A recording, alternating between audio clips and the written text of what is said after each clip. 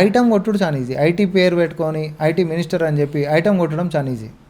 కానీ ఈరోజు మా శ్రీధర్ బాబు గారిని తీసుకోండి, ఐటీ మినిస్టర్ లెక్క ఆయన ఉండి ఈరోజు ఒకసారి నువ్వు దగ్గర నుంచి సీరియస్గా అంటున్నావు కదా, ఎప్పుడన్నా అవకాశం ఉంటాయి 1-to-1 లెక్క ఇట్లాంటివి ఉంటాయి, పొద్దున్న నుంచి సాయంత్రం దాకా ఒకసారి ఆయన ఫాలో గారి, ఆయన పర్మిషన్ తోడు ఒకరోజు ఫాలో గారు. తిండి అనేటటువంటి దాని మీద కూడా నాకేం ధ్యాస ఉంటుంది. నేను దగ్గరికి ఏం చూసినా కాబట్టి నేను చెప్తున్నా, ఐఎమ్ నాట్ బోస్టింగ్, బట్ తిండి అనేది కూడా చాయ్ బిస్కెట్లు అనేటువంటి సర్వసాధారణంగా ఎవరు వచ్చినా కూడా అక్కడ నుంచి వాళ్ళు వచ్చి పెడతా ఉంటారు కదా. ఇది మాట్లాడుకుంటూ ఒక చాయో బిస్కెటో తినేసేసి కూడా బండి నడుస్తూనే ఉంటుంది. ఆయన ఎమ్మడి ఉంటే మనకు అనిపిస్తుంది ఎప్పుడు పోదామా ఆయన. ఇది ఆ డెడికేషన్ అనేటటువంటిది ఆ నాయకులకు ఉంది కాబట్టి ఈరోజు వీఆర్ సీయింగ్ దట్ రిజల్ట్స్. ఉత్తా కాదు, ఏదైనా మనం ఉత్తా బాగేసేయచ్చు.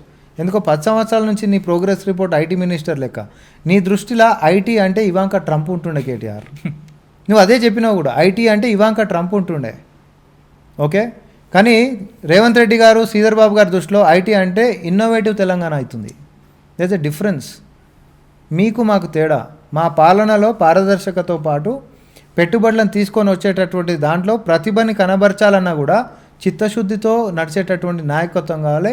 అది కల్లార తెలంగాణ సమాజం ఈరోజు రేవంత్ రెడ్డి గారి దగ్గర, శ్రీధర్ బాబు గారి దగ్గర చూస్తూ ఉంది. విజన్ ఉన్న నాయకుడు సీఎం రేవంత్ రెడ్డి అని మీరు అంటారు, కమిషన్ తీసుకున్న నాయకుడు రేవంత్ రెడ్డి అని చెప్పేసి బీఆర్ఎస్ బీజేపీ అంటుంది. తెలంగాణలో RRR RRR ట్యాక్స్ నడుస్తుందని ఒక టాక్ ఉంది. ఇది పాత కథ, పేలలేదని వాళ్ళే బంద్ చేసిరు. అది పేలలేదని వాళ్ళే బంద్ చేసిరు.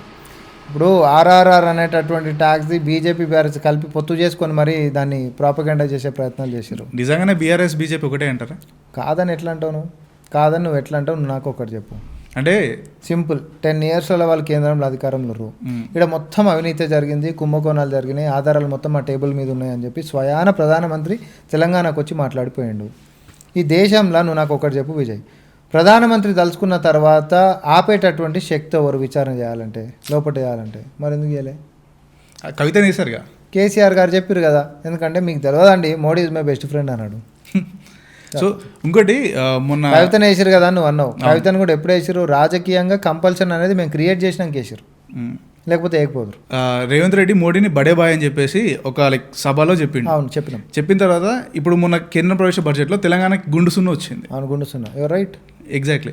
సో బడే బాయ్ అని పిలిచిన రేవంత్ రెడ్డి వరుస ఢిల్లీ టూర్లు పోయిండు. కరెక్ట్. కానీ దాని ఫలితం ఏం లేకుండా పోయిందిగా. బడ్జెట్లో అసలు తెలంగాణకు సున్నా.